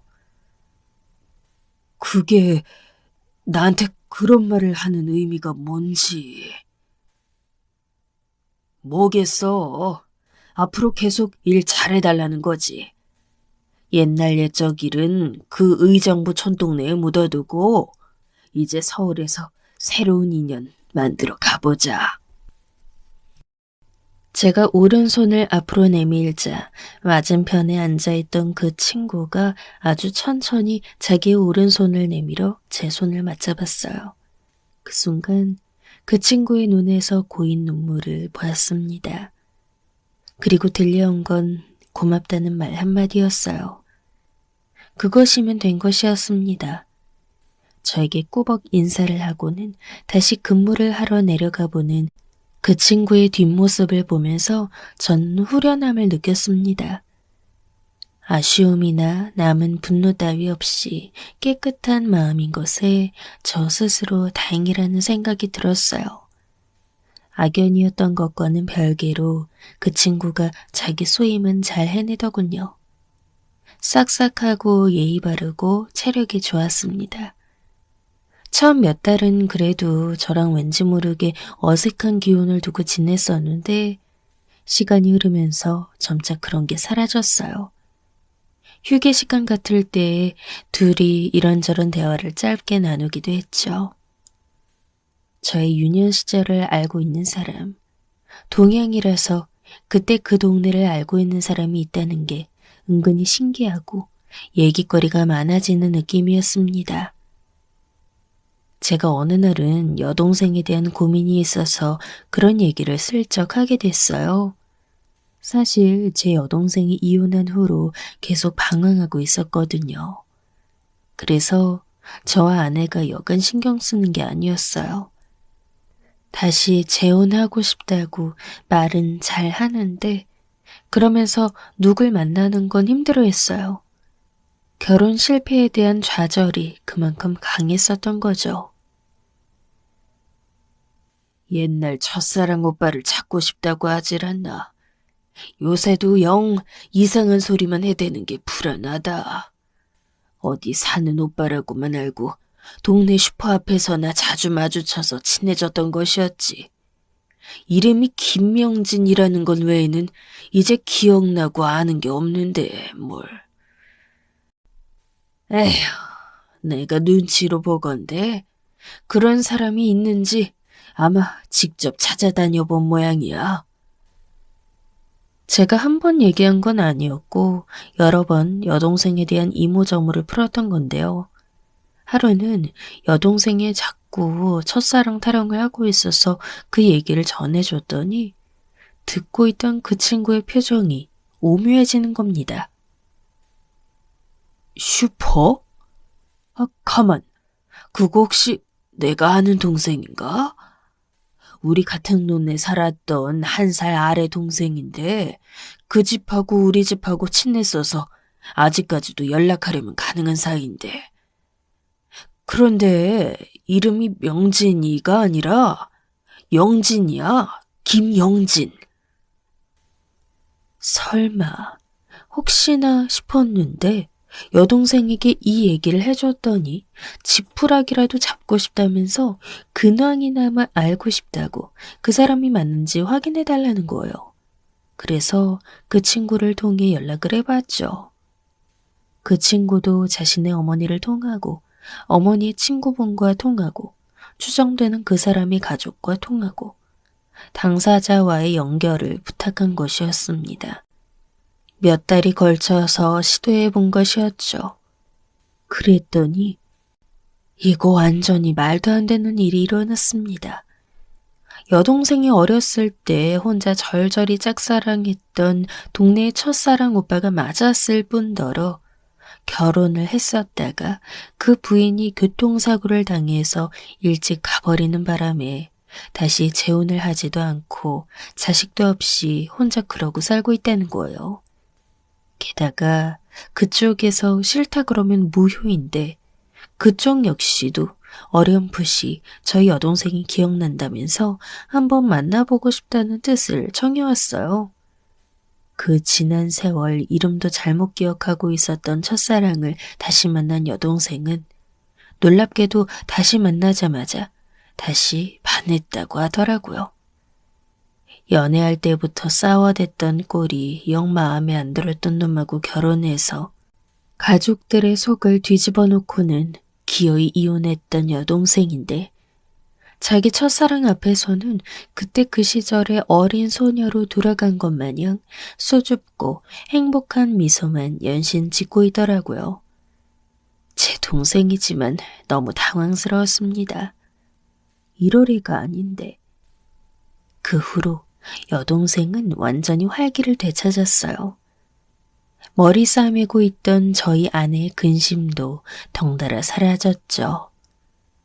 두 사람은 급할 거 없이 느긋하게 만남을 이어가기로 한 모양이었습니다. 그런데 여기서 또 놀라운 점이 있었습니다. 여동생의 첫사랑은 모 회사의 대표였는데요. 하도 일에 치여 살아 재혼을 안 한 것도 있었죠. 그런데 이 대표가 알고 보니까 저와 전 직장을 함께 뛰쳐나와 회사를 시작했던 전직 대리, 저의 동업자와 안면이 있던 사이였습니다. 정말 세상 좁다면서 깜짝 놀랄 수밖에 없었어요. 이런 인연이 신기하다면서 대표가 저희 회사와의 거래 계약을 먼저 청해왔습니다. 저희 회사 입장에서는 그야말로 수지 맞는 일이었죠. 별 기적 같은 일이 다 일어났다고 저희 다 얼싸안고 기뻐했습니다. 그 가운데 빠질 수 없는 사람이 바로 그 친구였습니다. 네가 그 사람이 맞는지 확인해 주겠다고 나서줬던 게 이렇게나 큰 결과를 불러왔다. 제가 웃으면서 고맙다고 하자 그 친구는 오히려 웃음기 없는 얼굴로 가만히 저를 쳐다보며 말했습니다.